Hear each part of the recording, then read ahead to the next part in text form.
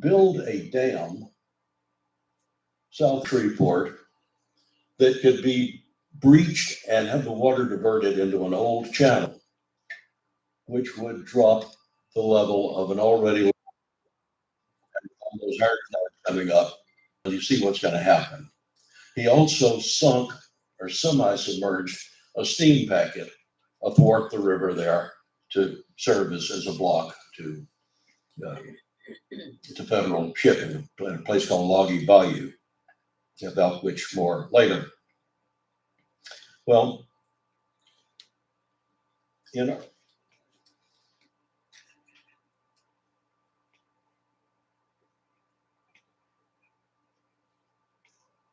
have I gotten ahead of myself or behind? I don't know.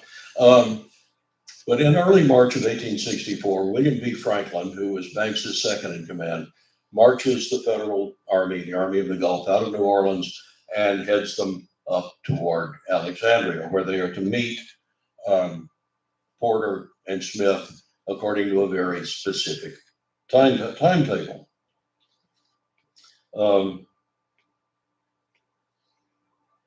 Taylor takes off on time, 14th of March. He and A.J. Smith's army leave Vicksburg, heading for Alexandria. Everybody's going to meet there, except they don't. Smith's troops dutifully capture Fort DeRussy, as Taylor said they were going to, 14th of March, and continue up the Red River unopposed. Let's see. Okay.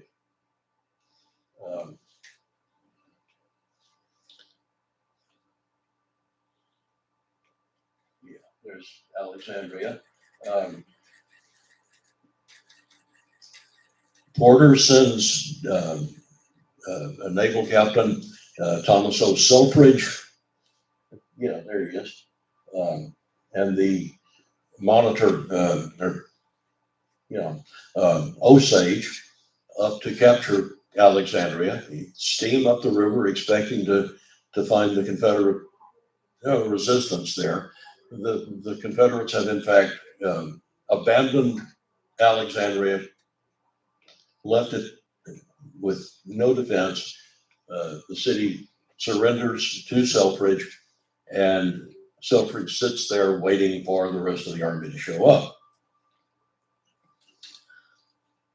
Well, Smith arrived on the 20th of March.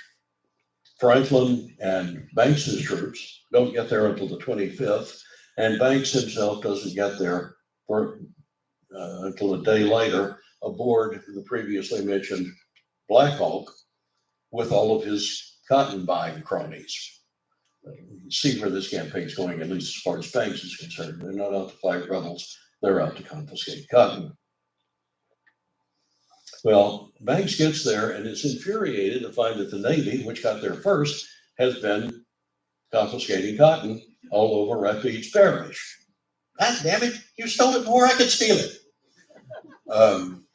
And of course, the army, Smith at least, the hardened soldier among them, is infuriated that Banks is a week late making his rendezvous. So we have a clash of egos that we'll see more of later. But this combined Union force confiscates as much cotton as they can get their hands on and moves on upstream. Reach Nacogdoches. Natchitoches. Nacogdoches is in Texas. It's confusing. Just 65 miles south of Shreveport on the 31st of March. So far, so good.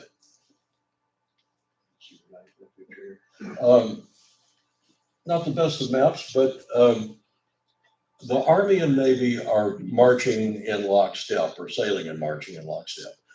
The Porter's gunboats in Red River are supporting Banks's troops. Banks's troops are keeping snipers and so forth away from the fleet, and they are supporting each other very well until they come to a place called Grande Corps, which is just outside of Natchitoches, more or less.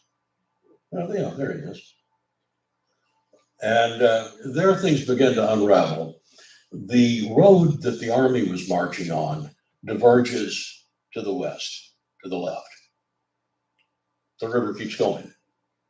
So Banks says, okay, Porter, you just keep steaming on up there and I will meet you. I don't know whether it's on here or not, but it's Springfield Landing, just south of Shreveport, as soon as you can get there. And I will, join you by March Overland. Well, as soon, of course, as the Navy is no longer there to protect the Army, things start to go very badly. First of all, the road that the Army has to march through is this one lane. It's called the Shreveport-Natchitoches Stagecoach Road, but in fact, it's a single lane wooded trail snaking its way through a very dense pine forest.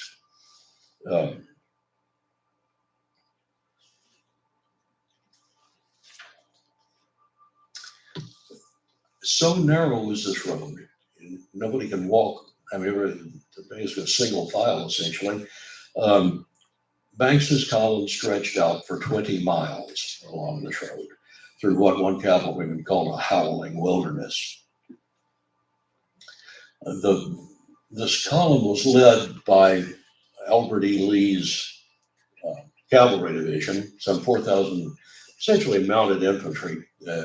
He called them his amateur equestrians. These people were not decent horsemen, but they were there at the head of the column, followed by 300 supply wagons. Okay, you got this on a very narrow road.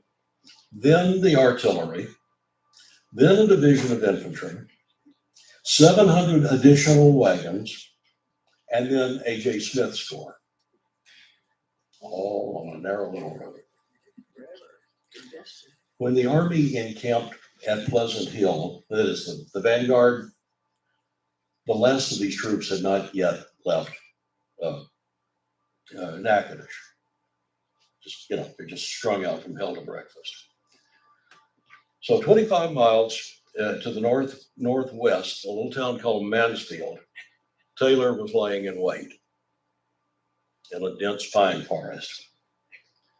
He had retreated before Banks's juggernaut all the way up Red River, begging Kirby Smith to allow him to make a stand. No, wait till we get to Shreveport. It's well fortified. Well, Taylor is just having a cow. But during this retreat, Taylor is at least getting some reinforcements out of Texas, most notably a very fine cavalry division commanded by Tom Green. More of him later, but Green was a native of Tennessee, came to Texas during the Texas Revolution, commanded one of the two pieces of Texian artillery at the Battle of San Jacinto, got a battlefield promotion from Sam Houston. It was one of the first captains of Texas Rangers, commanded a company of Rangers in the U.S.-Mexican War, and had ultimately taken charge of the Texan invasion of New Mexico in 1862. Very fine soldier and a very fine cavalry division.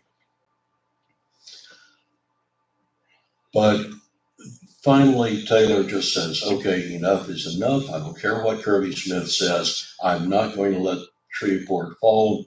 The terrain is too strong here. These guys are strung out they're attenuated too strongly, too broadly. We have got to make a stand. And so without Kirby Smith's permission, he does so.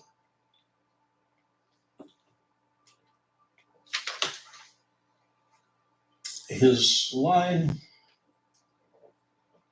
is arrayed. Again, not that I was expecting, but about a mile and a half, 3/4 of a mile, either side of the road that Banks is marching up. On his left is General Alfred Mouton, one of the two Cajuns to become generals in the Confederate Army. Son of a former Louisiana governor who was also president of the Secession Convention, a successful planter, and a very popular soldier, commander. Taylor's other division, the Texas Division, is commanded by Major General John George Walker. And again, the Texas Division has veteran troops, very fine soldiers, and eager to defend Texas. And so when Lee's cavalry encounter the Confederate line, he immediately sends back to Banks for reinforcements. Banks, as you might guess, is several miles to the rear. And with all those wagon trains, artillery pieces, and so forth, it's very difficult to get reinforcements to the front. Banks at first hesitates, and then once he does order them forward, they are very slow in getting to the front. So in the meantime, Tom Green's cavalry division attacks the Federal right. Mouton's Louisianians come in on their center, and Walker's Texans largely just skirt around their left and collapse the Federal line. Mouton takes pretty severe casualties in this attack. He loses 11 of his 14 officers in this attack, and Mouton himself is killed, interestingly, by a Federal soldier who has surrendered but not been disarmed. What happened to him, I don't know, but Mouton's men loved him, and I suspect that old boy got a whipping.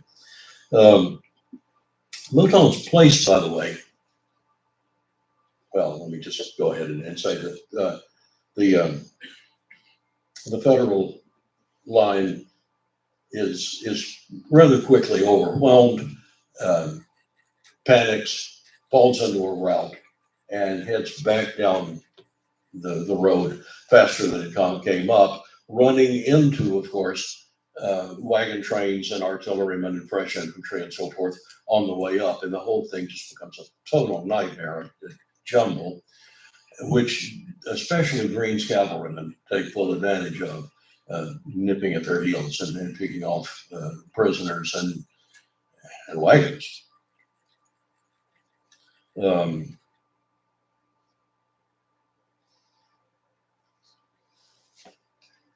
Back to this just for a second. Mouton was replaced by Brigadier General Camille Armand Jules Marie, the Prince of Polignac. What do you suppose his Louisiana boys thought about that? What? Polignac? They called him Polecat. They also called him later the Lafayette of the Confederacy. Polignac turns out to be a pretty damn fine soldier, but he's got to prove it to these Cajun boys. At any rate, the Federal right flank crumbles. Walker's division sweeps around the Federal left, grabbing large numbers of prisoners, wagon train, much of Banks's artillery. Reinforcements, as we've said, can reach the front only with great difficulty, and so Banks, tries to rally his troops with no success. They are not listening to him. They have very little respect for him, and he's wasting his breath as far as they're concerned.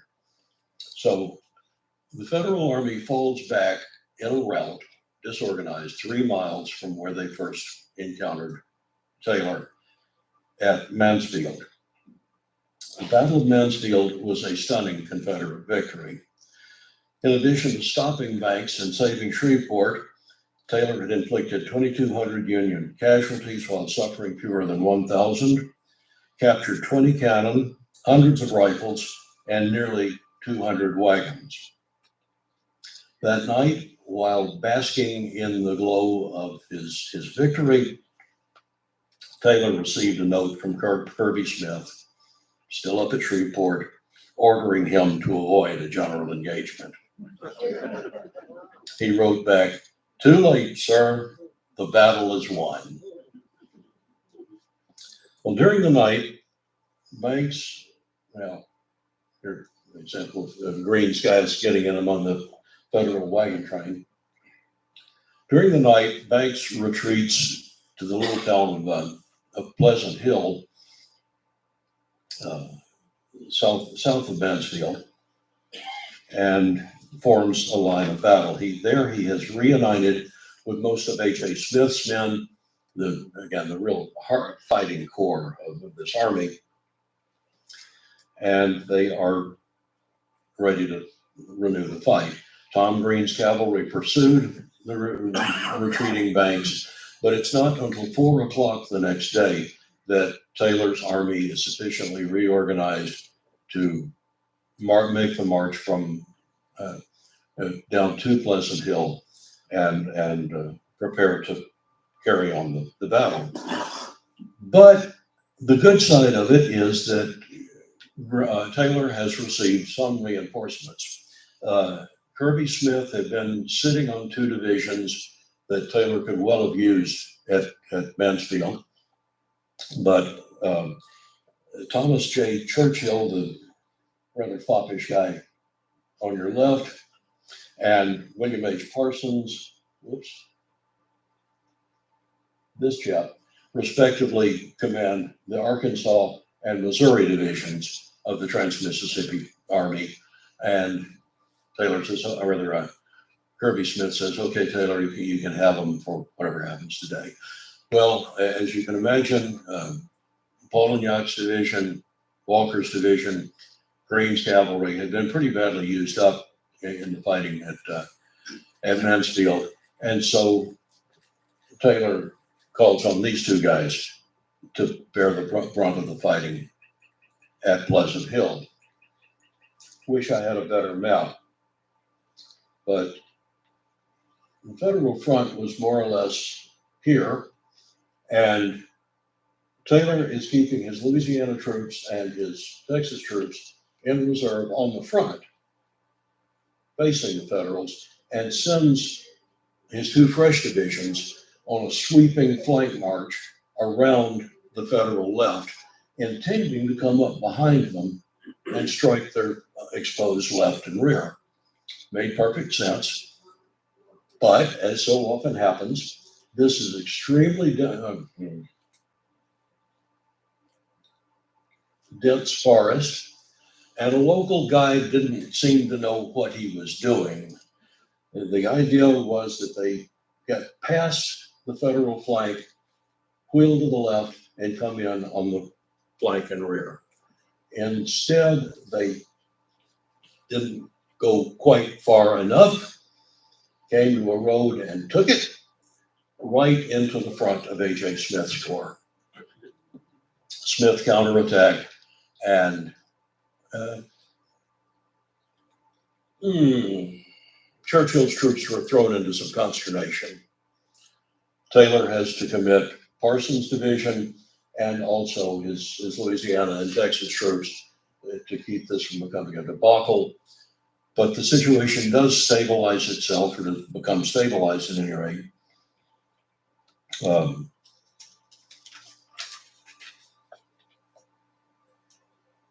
And for about 4 hours of bloody fighting, the battle at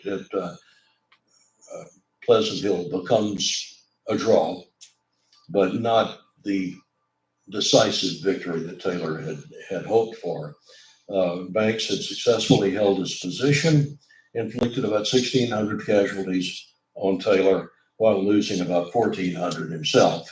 So tactically, the fight might be called a draw, but it stopped Taylor's counteroffensive, and Banks was now in a position to continue toward Shreveport, had he chosen to do so.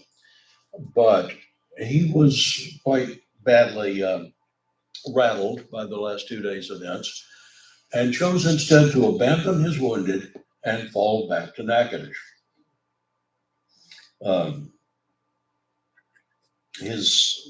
A.J. Smith, said doesn't much like these paper collar Yankees, was so disgusted that he went to William B. Franklin, who you might remember was Banks' second in command, and requested, I should say, demand that Banks be placed under arrest and that Franklin take command of the army.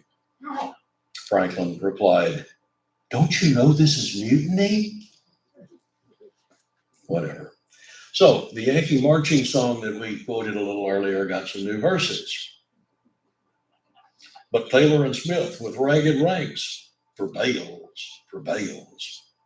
But Taylor and Smith with ragged ranks burned up the cotton and whipped old Banks, and will drink stone blind, Johnny fill up the bowl.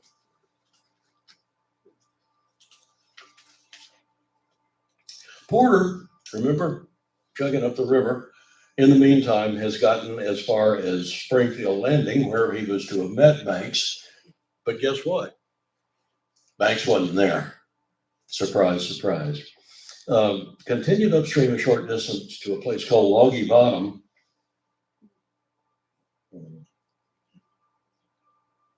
which I hope you can see there, where two things await him. One, the Confederates have, we mentioned this earlier, semi-submerged a steamer across the river, which effectively stopped Porter from going any farther upstream, and also blew the levee, which means that most of the water in the Red River is now diverted into an old channel, and the river is falling, and Porter's heavy gunboats are about to be left high and dry.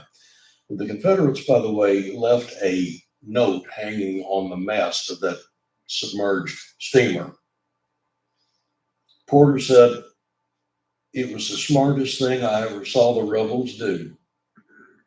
An invitation in large letters to attend the ball in Shreveport was kindly left stuck up by the rebels, which invitation we were never able to accept.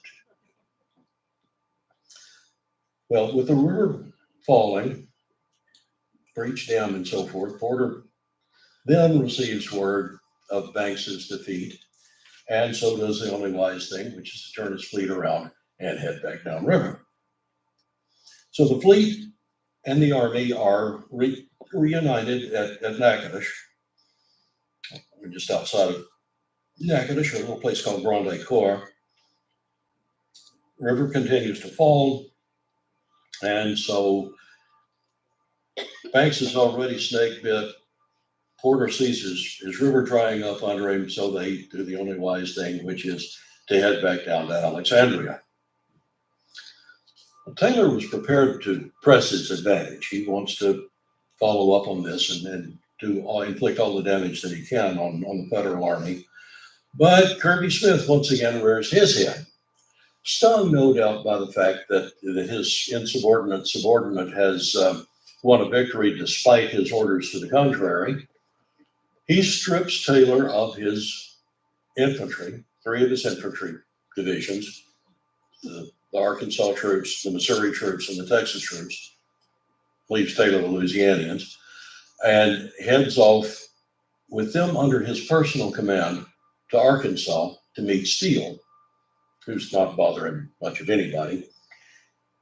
Grave strategic error. So Taylor has only now Polignac and Greene to deal with Banks, but he intends to keep up the campaign. He sends 3,000 of his cavalrymen to impede the passage of the fleet. They met the Federal Navy, Greene's cavalrymen do, at a place called Blair's Landing, in one of the most bizarre battles of the Civil War. Texas cavalrymen attacking Union ironclads. Yeah. Battle lasted for 2 hours, a total of 7 casualties. And sadly, one of them was Tom Greene, who had his head removed by a Federal cannonball after, it is said, imbibing copious quantities of whiskey mixed with gunpowder. which was a fairly common drink among soldiers. I don't know. I ain't never done it myself. John, how are we doing for time? We're doing good. Okay, We you'll, got you'll about 12 more, 15 more minutes. let me know because I can go on forever. Yep. Meanwhile, in Arkansas, and I'll get through this as quickly as I can. 23rd of March, just as Banks is marching out of New Orleans, Major General Frederick Steele, oh, that's Green, by the way. Green's cavalrymen shooting at Yankee gunboats. Okay, back in Arkansas, Frederick Steele marches out of Little Rock with 8,500 men to, as we said, take Shreveport from the rear. Has no idea what's going on in Louisiana. But this part of Arkansas, I hope none of my Arkansas friends are here, is a poorly populated, barren part of the state. Foraging is very difficult. Steele's men are without supplies, marching for 3 days through the rain on half rations, and come to a place called Prairie Dan, which is down in the extreme southwest corner of the state, and is checked there by General Sterling Price's Missouri troops, all cavalry. A minor battle, but Steele decides, I'd better resupply. And so orders his army to fall back to Camden on the Washita River, where they can be supplied by ship. And so off he marches to Camden, arrives there, finds no supplies, and so kind of digs in to wait to see what he hears from Banks, which is nothing, and to send out supply parties, raiding parties. Couple of sad situations. His first foraging party, some 1,200 men,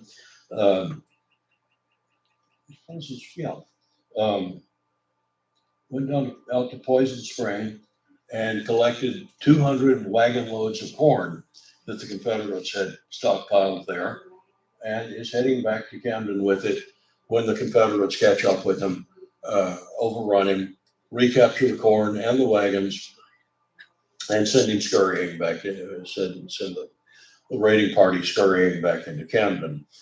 Any of you see the motion picture Lincoln? Yeah. You remember that opening scene where some African American troops are talking about an experience that they had had earlier in the war?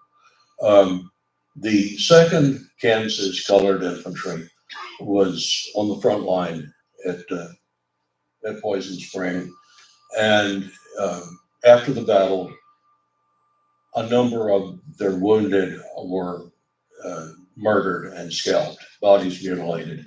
This by Confederate Choctaw Indians, and this is an eclectic kind of force, but a horrible atrocity, and one that is still obviously reverberating.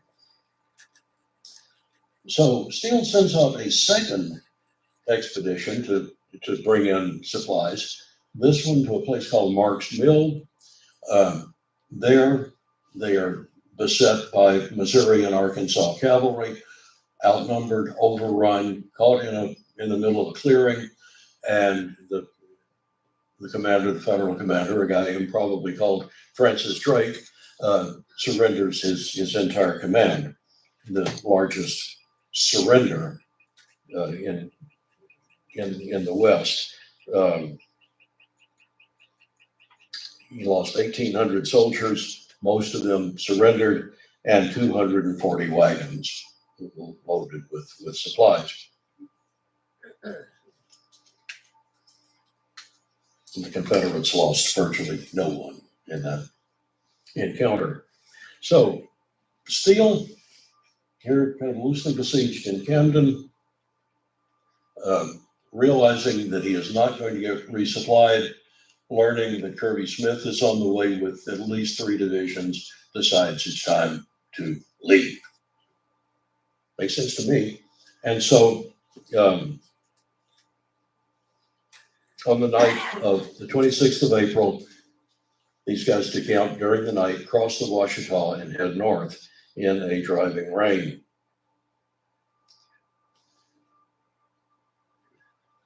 They reach a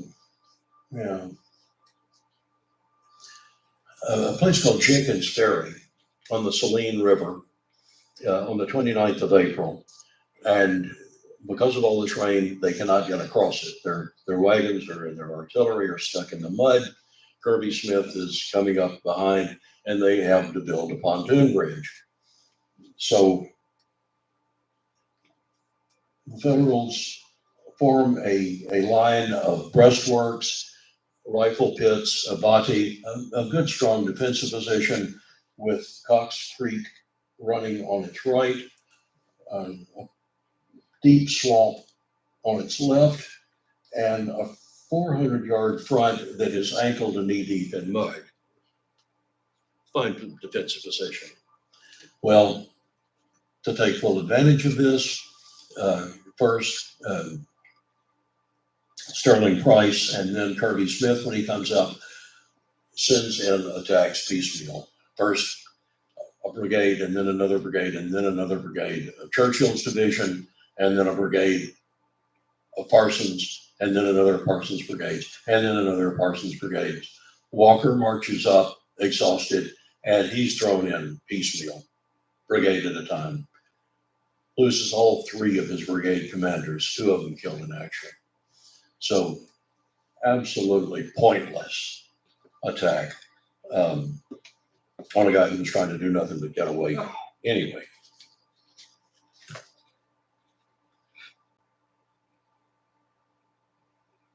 Suffered about 1,000 needless casualties to no strategic value. Steele lost about 700 men. But on the afternoon of April 30th, after repulsing the last of Kirby Smith's blundering attempts to drive him into the Saline, Steele makes it across the river, burns such of his wagons as he cannot cross, and heads toward Little Rock, and of course destroys the bridge behind him, leaving Kirby Smith stranded. Before leaving the field, however, and this has to be said, the soldiers of the 1st Kansas Colored Infantry get revenge for their brothers killed at Poison Springs, executing a number of Confederate wounded. Another sad atrocity. So the Camden expedition, so-called, has cost Kirby Smith 2,000 killed, wounded, and missing, compared to Steele's 3,000. Steele also lost 10 artillery pieces, 635 wagons, 2,500 mules, and enough horses to mount a cavalry brigade. He had failed to link up with Banks or even threaten Shreveport. Something of a disaster. But Kirby Smith's fruitless withdrawal of those 3 divisions from Taylor's army left Taylor with not enough of a force to seriously harass Banks, to really threatening with serious harm on his retreat to New Orleans. But he tries. First of all, he sends such of his troops as he has to cut off Banks on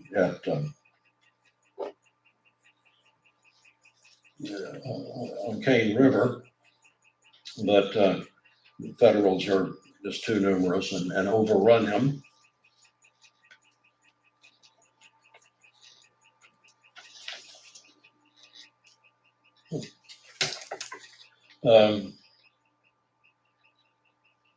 Taylor, by the way, refused ever again to serve under Kirby Smith. But at any rate, on the 23rd of April, there's a small indecisive fight.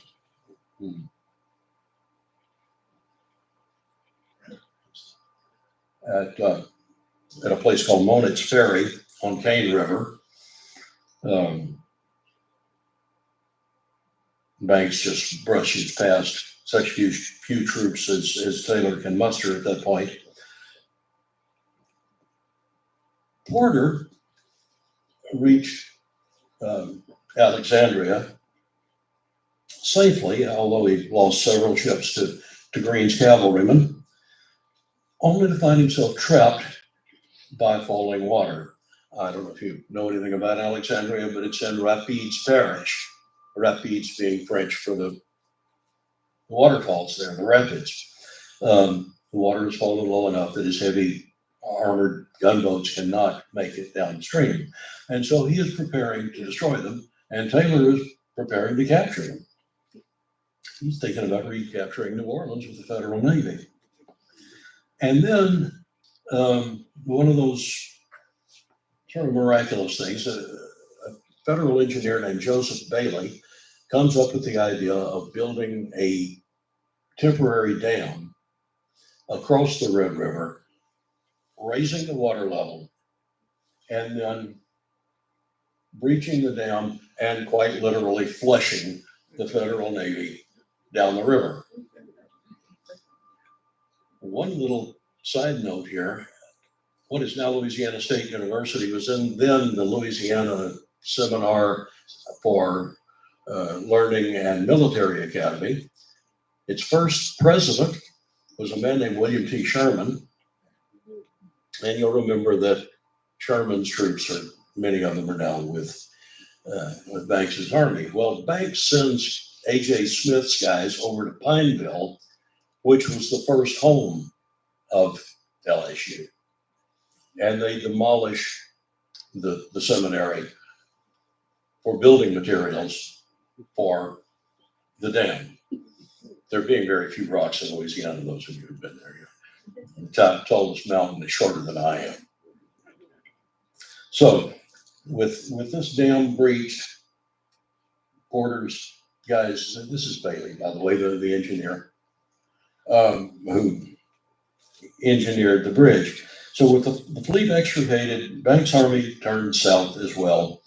The retreat, by the way, quickly turned ugly. A.J. Smith's men armed themselves with buckets of turpentine, said we are preparing the place for hell, and burned Alexandria to the ground. 22 square blocks of Alexandria burned, and the citizens robbed. Who ordered this, we don't know for sure, but A.J. Smith was quoted as saying, "Hurrah, boys, this looks like war." Well, needless to say, that does not make Polignac's guys like the Yankees a lot better, and things just get uglier and uglier. Taylor continues to nip at Banks' heels.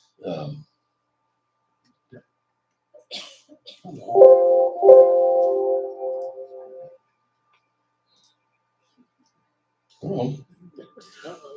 Here, we'll- that's all right. We're through. we're through. We are close enough. The Banks gets as far as the Atchafalaya River. I don't know if you know the Atchafalaya, but it's a big, deep, wide former bank, of course, of the Mississippi, and cannot cross. And Taylor's coming up behind him. Bailey, the dam builder, once again, builds what was the largest pontoon bridge in American history out of boats to get Banks's army across, and then of course disassembles it so that Taylor cannot follow him. He gets away. He has accomplished nothing and is relieved of his command before he gets to the Mississippi. The Red River campaign had been an unmitigated federal disaster. Banks failed to capture Shreveport. He was defeated by a smaller force at Mansfield, fails to follow up on what might be considered a tactical victory at Pleasant Hill, and then failed also to return A.J. Smith's 10,000 men to Sherman. They are not there for the Atlanta campaign, not that he needed them. In total, the Federals lost more than 8,000 men in this campaign. The South lost about 6,500. Confederates also captured 57 artillery pieces, about 1,000 wagons, most of them loaded, 3,500 horses and mules. The only thing that the Federals got out of it was a few thousand bales of confiscated cotton. Sherman perhaps best summed up the campaign saying that it had been one damn blunder from beginning to end. And the soldiers keep on singing. Our ring came back and cursed and swore for bales, for bales. Our ring came back and cursed and swore, but we got no cotton at Grande Corps, and we'll all drink stone blind. Johnny, fill up the bowl. Now let us give praise and thanks for bales, for bales. Now let us all give praise and thanks for the victory gained by General Banks. Then we'll drink stone blind. Johnny, fill up the bowl. All right, it's time for questions. If anybody has a question, and just go ahead and raise your hand and I'll walk the mic up to you. Do we have any questions? Oh, good, we have one. Was Sturgis involved in this at all? I'm sorry, General Sturgis? No, Sturgis was not. We got a Harley enthusiast that wants to know about Sturgis. He was not there. It seems that he would have been a lot more capable. Oh, absolutely. Yeah. Banks was pretty worthless. He's fun to pick on. We got Yes, another sir. question. Oh, let me bring the mic to him and I was gonna say. and if Do you'll, I need that? yeah, that way we can all hear. And we have a question also after that. You had mentioned the situation where the Army was not able to have the spoils of war that the Navy could. I understood that Bailey's troops, being Army building the Bailey then, Mhm. used cotton off the Navy ships as well. And there was they could distinguish that, if I recall this being correct, that the Confederate cotton was marked with CSM, or Confederate States of America, CSA, and then the Navy would mark USN below. So the Army called them the Cotton Stealing Association of the U.S. Navy. Yes, yes. That cotton that Bailey used, of course, it was all considered contraband, but if it was used for a military purpose, as of course it was in building that dam, that's okay. You just can't put it in your pocket as you could if you were a sailor. But the Navy didn't end up with it either. They got some out. They got a few thousand Could you bales. use the mic, please? They got a few thousand bales out, but it didn't pay for the effort.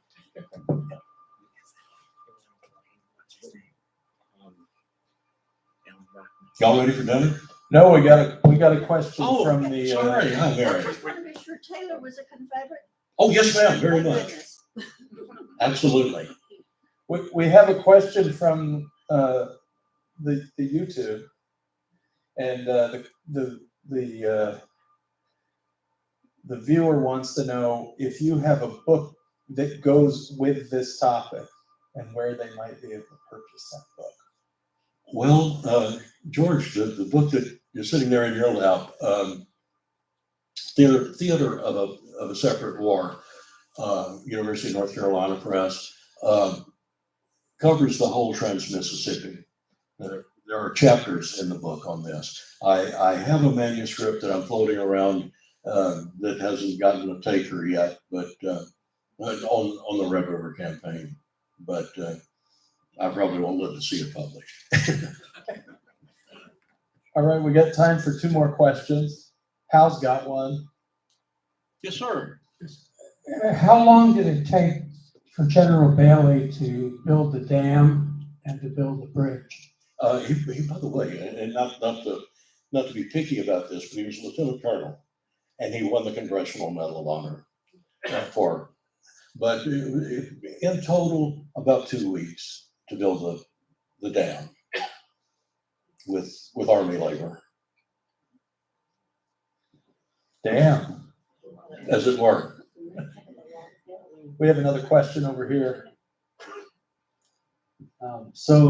Based on the campaign, how much faster would the war have ended if it had gone Banks' way and taking Shreveport? Do you think? Much as I would like to make it be a big deal, I don't think it was. I don't think it made a damn bit of difference. Sherman took Atlanta, Grant took Richmond, war ended. Maximilian didn't do anything, well, got himself killed in Mexico. It was just kind of an interesting waste of time and money and lives, as far as, in my opinion. Yes, sir. What do you know about submarines at Shreveport? I know they were building, well, I don't, I'll take that back. I don't know about submarines. An ironclad was under construction at Shreveport. It never got launched. But I know nothing about submarines. I don't know what you do with the submarine at Shreveport. Do we have any other questions? One They back, found the one back there. submarine Okay. at Charleston. Yes, sir. Hunley, CSS Hunley. These were supposed to be similar Wait design. wait a minute, we have a question for back here. Sorry. Why do you have to walk all the way in? I just want to know what happened to the New England cotton buyers? How did they enjoy the experience? Well, I think they went back to the Sazerac bar in New Orleans and Kirsten swore. Wait, are you saying the New Englanders drank Sazeracs? They were in New Orleans. That's just a guess, it's speculation, but they were speculators too. All right, well, I think that does it for our questions, everybody. Appreciate you guys coming out. Give Dr. Coutre a big round of applause. Thank you.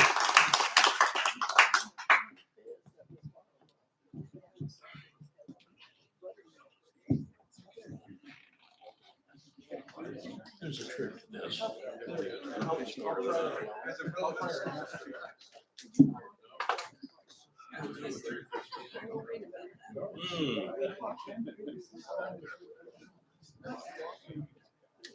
You're doing it, not me. Were you at UT Tech? Yes, sir. I knew Dave Edmonds.